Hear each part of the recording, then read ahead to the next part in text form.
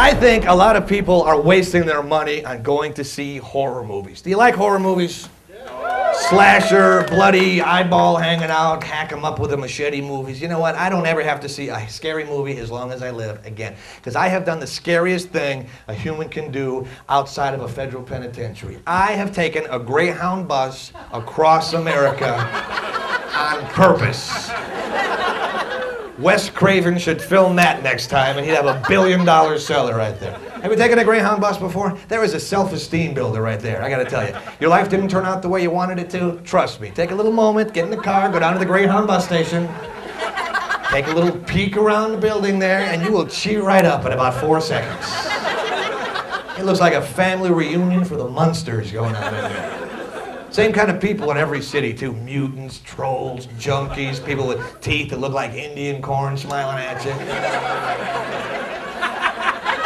Bloodshot eyes pointing in different directions. Cornflake dandruff looks like tropical fish food on their shoulder. Empty Kentucky Fried Chicken buckets as luggage. Tattoos with words spelled wrong.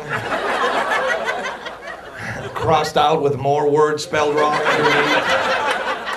Nobody in the whole place has ever filled out the long tax form in their entire life. And I started thinking, wait a minute, I'm in here too. What's wrong with me? And if you ever waited in line, that's the scariest part, because I'm looking around and there were, you know, it looked like the Star Wars bar scene in there, and every unwashed hillbilly in the world. And there was a poster on the wall at the bus station. There were people there of all races and creeds. And they looked like they had taken a bath that month, and their clothing was almost in style. Those are the people I wanted to ride with. No, I had you know, it looked like the scratch and dent outlet mall for people. And the guy in front of me had his money for his ticket in his pants. Not in his pocket, in his pants. So he's sliding his tentacle down there and pulling up soggy $5 and $10 bills. Abe Lincoln is plugging his nose on a $5 bill.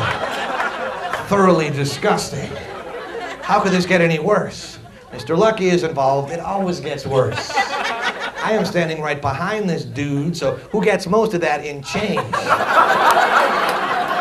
You see how my life works now? Every day is Friday the 13th in Lucky Land, so now I gotta put my money in my pocket with barbecue tongs. Because I don't want to touch it, you know, and I get my ticket, and that's like winning the anti-lottery right there, because I got to take my ticket and walk through the bus like I'm walking the plank, you know, to see which unwashed mutant I'm going to have to sit next to for 3 days and 3 nights. And there's nothing scarier than taking that walk, you know. I'm walking through, excuse me, pardon me, por favor, coming through. Nice goat, thank you. And I found my seat, and it was way in the back of the bus, about 2 rows from the back, and I sat down, and it was moist when I sat down, and that was a red flag right there.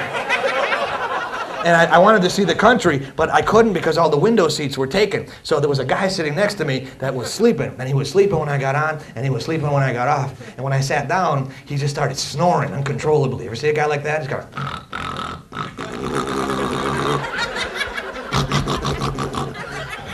And I'm watching this for 35 minutes going, you better exhale pretty soon, man. You are sucking up all the air for the rest of us. And I was watching him so closely and intently, I didn't notice that there was a child about 4 years old right behind me, and he had a wet sucker, a Tootsie Pop that he took out of his mouth, and he starts putting it on the back of my head and ripping off clumps of hair, you know? He starts leaning over the seat going, what's your name? What's your name? What's your name? What's your name? What's your name? What's your name? What's your name? What's your name? What's your name? What's your name? What's your name? About a half hour of that, it's like, my name is Jeffrey Dahmer, you little whippersnapper. Turn around and go to sleep. So at this point, this kid is not going to sleep, and this guy is mummifying. He's not waking up. And the bus has not even started to move yet. If you've ever been on a Greyhound bus, the schedule is only a suggestion. They will leave whatever time they want to leave. We're supposed to leave at 7 o'clock in the morning, and about 9:45, the driver gets on, you know? And he's got bulletproof bifocal glasses and a toupee you can see from space. Ever see a guy like that?